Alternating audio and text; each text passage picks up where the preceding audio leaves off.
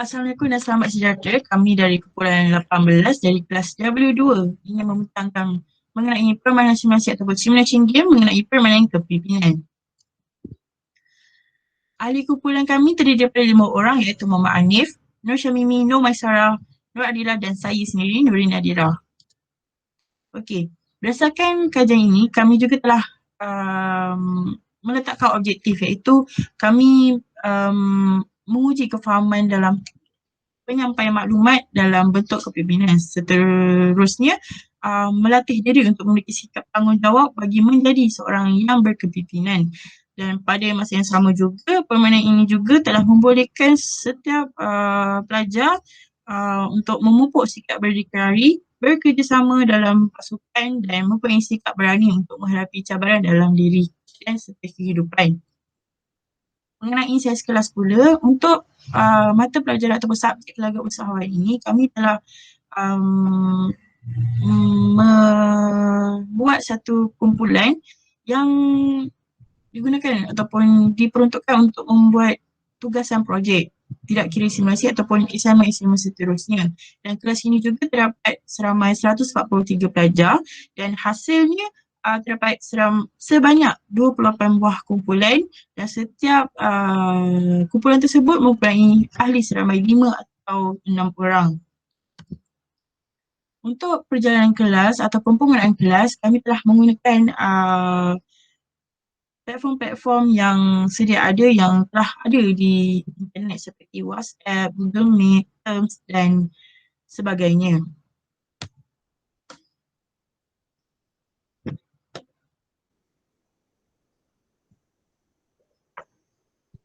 Okey. Untuk bahan dan peralatan, setiap pemain perlu menyediakan beberapa keping kertas A4 dan pen ataupun pensel. Kerana permainan simulasi ini memerlukan kertas A4 dan juga pen atau pensel. Kerana setiap pemain perlu melukis. Tujuan penyediaan kertas A4 dan juga pen ini untuk memberi kemudahan kepada setiap pemain untuk melukis teka-teki bergambar yang bakal diberikan oleh ketua. Next. Okey, tempoh masa yang diambil untuk menyelesaikan permainan simulasi ini adalah selama 15 minit. Dalam masa yang sama, terdapat dua jenis permainan simulasi, iaitu pada pusingan pertama permainan teka-teki bergambar dan pada pusingan kedua pula permainan roda putaran. Terdapat beberapa soalan yang akan dikemukakan kepada pemain yang kalah pada pusingan pertama iaitu teka-teki bergambar. Manakala untuk pusingan kedua pula permainan roda putaran di mana ketua akan memutarkan roda tersebut dan nama yang dipilih secara rawak pada roda putaran tersebut akan menjawab soalan yang diberi oleh ketua kumpulan. Soalan-soalan yang dikemukakan ataupun diberikan oleh ketua kepada para pemain sangat mudah dan soalan-soalan juga berkaitan dengan subjek gelagat keusahawanan. Soalan itu diambil daripada topik-topik pembelajaran subjek tersebut.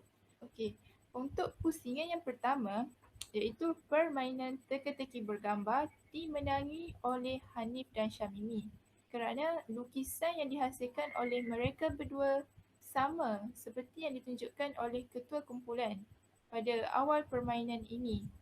Manakala Maisarah dan Adilah pula dikenakan hukuman iaitu menjawab soalan berkaitan dengan topik pembelajaran. Dan jawapan yang mereka beri sangat jelas dan dapat difahami oleh ketua. Untuk pusingan yang kedua pula iaitu permainan roda putaran. Permainan ini akan diputar oleh ketua dan nama pemain juga akan dipilih secara rawak dan setiap pemain akan menjawab soalan yang diberikan dengan betul. Ketua kumpulan juga dapat mengenal pasti jawapan yang diberikan oleh para pemain kerana jawapan yang diberikan tersebut sangat jelas dan dapat difahami dengan mudah oleh ketua kumpulan. Permainan usia yang kedua ini dimenangi oleh kesemua pemain kerana jawapan yang diberikan oleh mereka sangat tepat dan jelas serta sangat mudah difahami oleh ketua. Prosedur dan langkah untuk simulasi. Permainan yang dijalankan telah dibincangkan terlebih dahulu bersama ahli-ahli kumpulan sebelum menjalankannya. Permainan ini dipanggil permainan kepimpinan. Sebelum memulakan permainan ini, kami memutuskan untuk memilih antara salah seorang daripada kami untuk menjadi ketua atau pemimpin bagi memudahkan program yang dijalankan.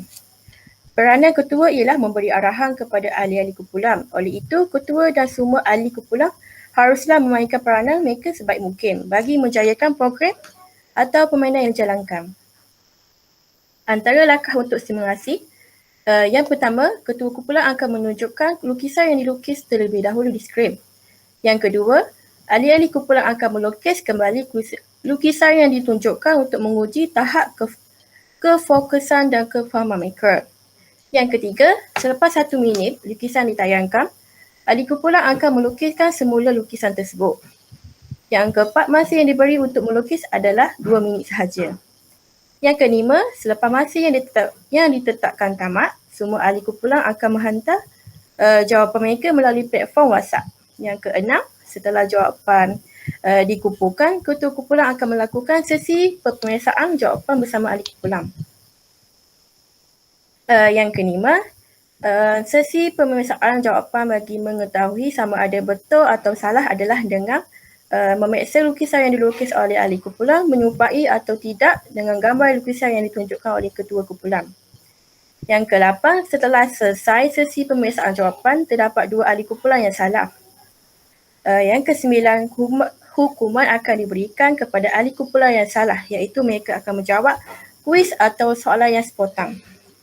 Yang terakhir, yang ke-10, setiap soalan yang dianjurkan adalah berdasarkan tajuk topik apa yang dipelajari. Next. Okey, antara soalan yang ditujukan ialah yang pertama, apa itu rangkaian? Yang kedua, apakah tujuan rangkaian? Yang ketiga, apakah motivasi keusahawanan? Yang keempat, senaraikan faktor-faktor tarikan. Yang kelima, apa itu kepimpinan? Yang keenam, terangkan jenis-jenis pemimpin. Yang ketujuh, huraikan ciri-ciri kepimpinan seorang pemimpin. Yang ke-8, nyatakan gaya kepimpinan yang terdapat dalam diri pemimpin. Yang ke-9, nyatakan ciri-ciri usahawan. Yang ke-10, apa itu mindset. Antara soalan-soalan ini akan dipilih secara random ataupun secara awal oleh ketua kumpulan. Okey.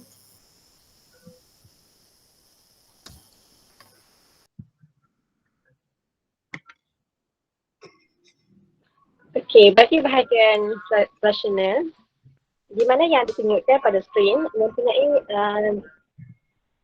3 gambar. Pada gambar yang pertama, berdasarkan simulasi permainan yang telah dijalankan, sebutkan bahawa setiap perniagaan memerlukan mindset yang kukuh dan baik supaya perniagaan kita berjaya mencapai target yang diharapkan. Di mana mindset merujuk kepada sekumpulan asumsi, metod atau nitasi yang dipegang oleh satu atau lebih orang atau sekumpulan orang yang mantap sehingga menimbulkan intensif yang kuat. Gambar yang kedua menunjukkan ramai usahawan di mana usahawan pula membawa masa individu atau kumpulan individu yang menubuhkan atau menerajui perniagaannya sendiri atau mengembangkannya dari semasa ke semasa. Gambar yang ketiga pula menunjukkan gambar kewangan di mana kewangan pula berkaitan dengan perdagangan, mempercepatkan aliran dana daripada pembeli kepada penjual.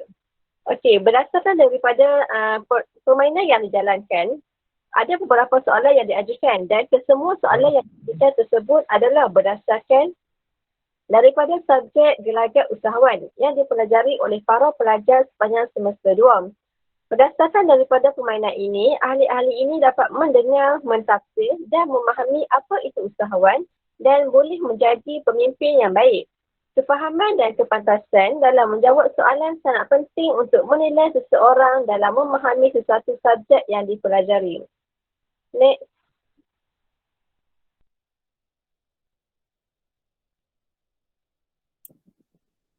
Okey, setelah mendengar apa yang telah dikatakan oleh rakan-rakan saya tadi, saya mempunyai jawapan daripada permainan simulasi kami. Untuk permainan pertama, ianya adalah memahami maksud setiap Hello, lukisan yang dipaparkan supaya dapat menyebutnya dengan apa yang berkaitan dengan usahawan.